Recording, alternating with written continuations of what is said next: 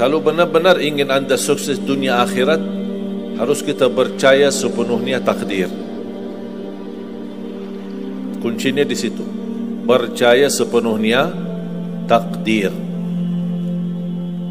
Takdir itu menjadi salah satu rukun iman. Tapi banyak di antara kita yang belum percaya sepenuhnya soal takdir. Dan kita sifat manusia, mohon maaf, suka tidak adil. Contoh, kalau Allah berikan karunia, nikmat, pertama kita lupa bersyukur. Yang kedua, kita tidak pernah berkata sama Allah, ya Allah, kenapa aku dapat nikmat ini? Tapi sebaliknya, kalau kita diuji oleh Allah, kita kurang sabar, dan kita bertanya sama Allah, ya Allah, kenapa saya diuji? Faham tak? Kalau kita dapat nikmat, ada enggak orang-orang yang lulus misal ujian, dia berkata, ya Allah, kenapa saya lulus ujian? Tak pernah. Tapi kalau dia tidak lulus, dia bilang apa? Ya Allah, kenapa saya tidak lulus? Ketika ditimpa musibah, dia selalu merasa nyesal atau merasa sakit hati, tersinggung, berkata sama Allah, kenapa saya diuji padahal saya orang baik, saya jaga salat, saya berusaha mendekat sama Allah, tapi saya merasa bertambah berat ujiannya. Tapi sebaliknya, ketika diberikan nikmat, dia tidak pernah menyebutkan, ya Allah, kenapa saya mendapatkan nikmat ini? Kayaknya si fulan lebih fantas mendapatkan nikmat. Itu tanda manusia tidak adil, tidak bersikap adil.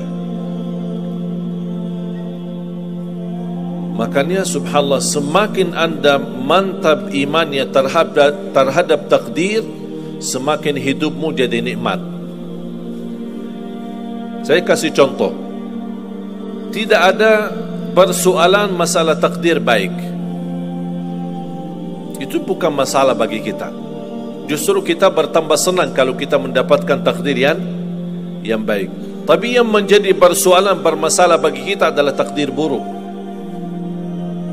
Ketika ditimpa musibah, ketika ada ujian, ada sakit, kesulitan, penghasilan yang tidak mencukupi, dan banyak masalah keluarga, masalah rezeki, masalah sama majikan, masalah di kerjaan, itu yang membuat banyak beban fikiran. Tapi kita harus tahu, sebenarnya walaupun takdir itu ada baik, ada buruk, kenyataannya buruk, nampaknya buruk, tapi hakikahnya baik.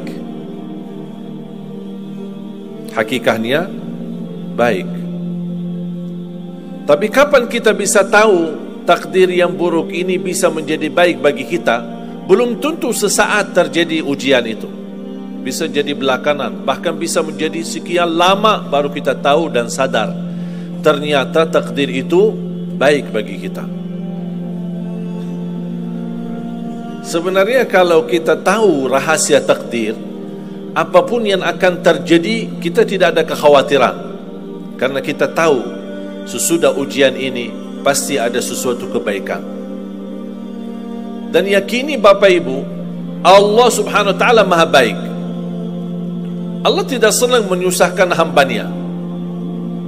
Tapi kadang-kadang proses untuk menuju kebaikan ada kesulitan dan tantangan. Berarti intinya apa? Apa yang saya ingin sampaikan, jangan ada yang merasa sakit hati atau merasa tersinggung ketika menghadapi ujian, merasa belum terkabul keinginannya. Allah sudah kabulkan. InsyaAllah tidak ada di antara kita yang ditolak doanya. Cuman kita mohon maaf kadang-kadang buru-buru, ingin selalu semuanya cepat. Kadang-kadang kalau terlalu cepat apa yang kita inginkan kita dapat, itu bahaya juga. Makanya jemaah sekalian, kunci anda sukses dunia akhirat, percayalah takdir. Dan semua takdir itu baik, tapi kita belum tahu rahasianya.